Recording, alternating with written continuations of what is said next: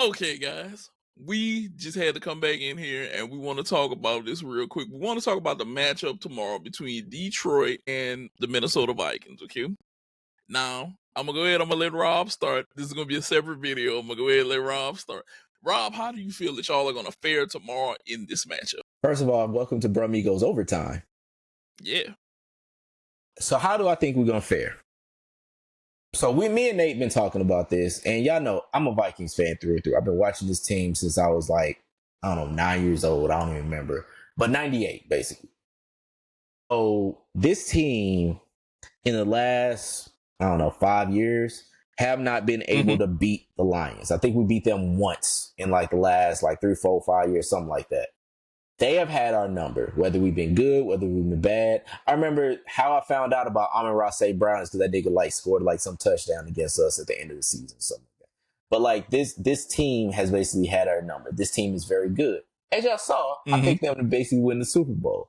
And so they've already beat us this year. We basically played them close. I think we played them probably the closest out of any team outside of say Buffalo that beat them. We basically have this team's, they beat Buffalo, never mind. But we've had this team's number, or this team has had our number for all this time. And I don't have a ton of confidence that we can actually beat them. I really don't. As good as we've been, as much as I love this defense, as much as I love this offense, as much as I love the coach, as much as I love everything about the Minnesota Vikings team this season, as we are 14-2, and if we win, we are the number 1 seed. If we lose, we're the 5th seed, which is crazy. But everything about this team, I absolutely love. And I think we're going to be fine. I've already made amends if we lose. I don't really think that we'll win. I've already made amends. If we lose, I'll be fine with being a 5 seed. Whoever we go against, I don't even know. But I don't see us winning. We're on the road against the Lions. They've already beaten us, like I said, 31-29. I don't know, dog. I'm just really not confident. So this is what I'm going to tell you, bro. I know that you don't have a lot of confidence in your team. Right. I watched Detroit. I've hit many parlays off of Detroit this year. But I will also let you know this. Ye of little faith, I believe that you have one of the best chances to steal this. And I'm going to explain why. Detroit is riding high up off of that victory last week, okay?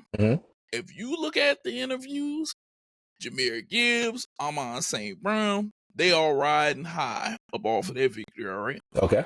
You guys played them very close, but you guys also kind of match up similarly in the amount of talent that you have offensive-wise, okay?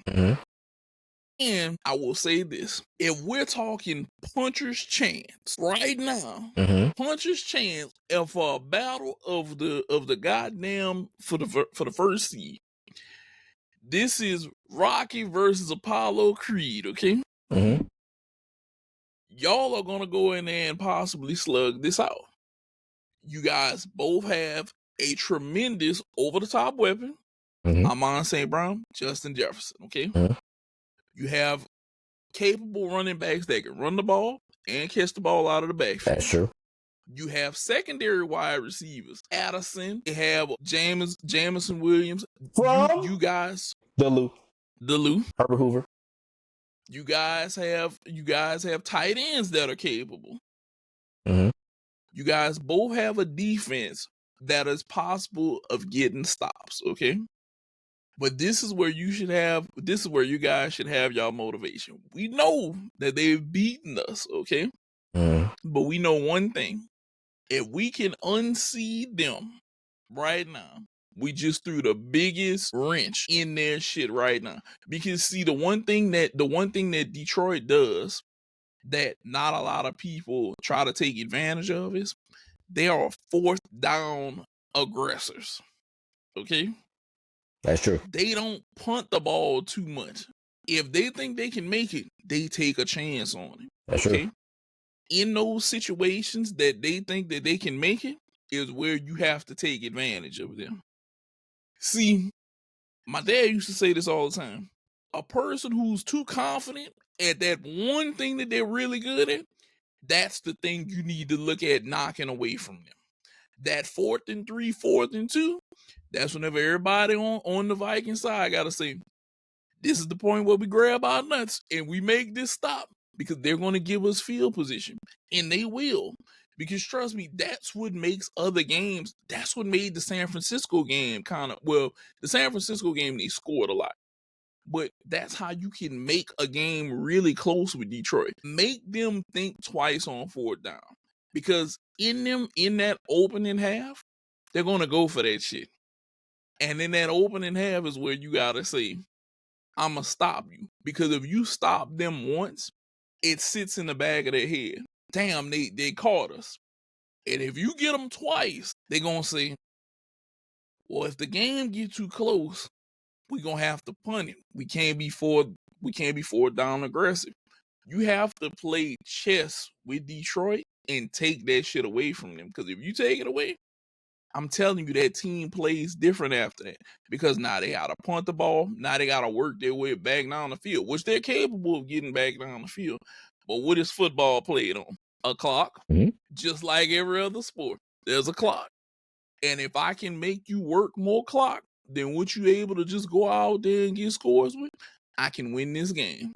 Because that game tomorrow is purely going to be converting touchdowns and saying who I can make work the longest on this clock. If you can kind of hinder the big plays and take away that 4th down from Detroit, well, you can win, because that's how they lost this year. Mm-hmm. Teams that hindered that 4th down aggressiveness and made them play the clock. You cannot allow Detroit to go out there and just say, I'm gonna let them chunk yardage, because that's what they're looking to get. Amon Brown is looking for 15, 20 here. Jameson is looking for 10, 15 here. And Jahmyr Gibbs, who's now the solo back getting most of the shit, he's going to be looking to catch and run 10, 5, 10, 15, 20 here and chew clock and score. You got to make them give you back the clock. You guys can do that. You guys also have take off the top defense. If we're going to talk number one receiver, Justin Jefferson, Amon St. Brown, I'm going to be honest with you, dog. St. Brown is really good. He is. He is really good. He is. But this motherfucker right here, he's better. Up top. He's better. One and of if one. you can get him the ball, look, it's a reason LSU got like 4 of the top 5 receivers right now. Okay? Damn. Look at them. Jamar Chase, Justin Jefferson, Malik Neighbors, Brian Thompson. We got them. Yeah. They came out of LSU. Mm-hmm. These guys are big, physical, fast receivers. Okay? I'm not saying St. Brown isn't a physical, fast receiver, but I've watched them hold on to him enough, and it becomes a game of attrition or it becomes a game of mismatch. That guy, Justin Jefferson, I have said it before and I'll say it again. I almost feel like if he gets one-on-one, it's only him and Jamar Chase that I'll see. If they one-on-one, kiss your ass goodbye. Because if that ball gets over the top and he catches that shit, you better be on his bootstraps to stop him before he takes off. And that's where I think you guys had that puncher's chance. Because you got a quarterback that can get him the ball. You just got to make the mismatch happen. You make that happen, I guarantee you, Rob, the Vikings are in there. Yeah. That's where you got it at, bro. Yeah, I'm telling you. I believe you. I believe you. I agree with you. And to be honest, I'm usually more pessimistic as like a Vikings fan. And I wouldn't even say pessimistic because it's realism, because these niggas fuck up when they don't really need to. It's just the thing about it is just like, I just look at this team and I'm like, this is a team that should be able to beat the Lions. Has all the tools, has everything to beat the Lions, has the quarterback, has all of it. It's just something about it. It's like, I'm thinking this game goes 42-20 and it goes in their favor.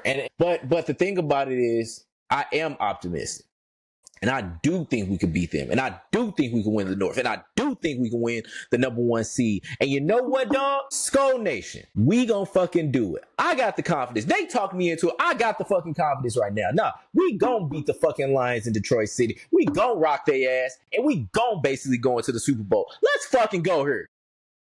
I'm telling you, dog, y'all have a shot. Do not sell yourself short of this, because you're thinking that y'all are gonna like go short.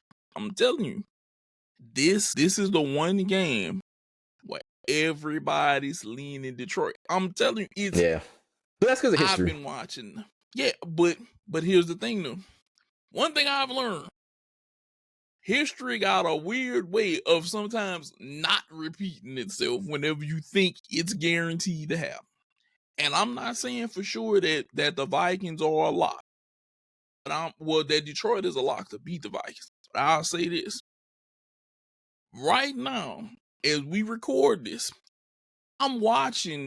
Even though Baltimore's up 14-3, I'm watching Lamar Jackson struggle against the Browns defense right now. He's struggling against the Browns defense.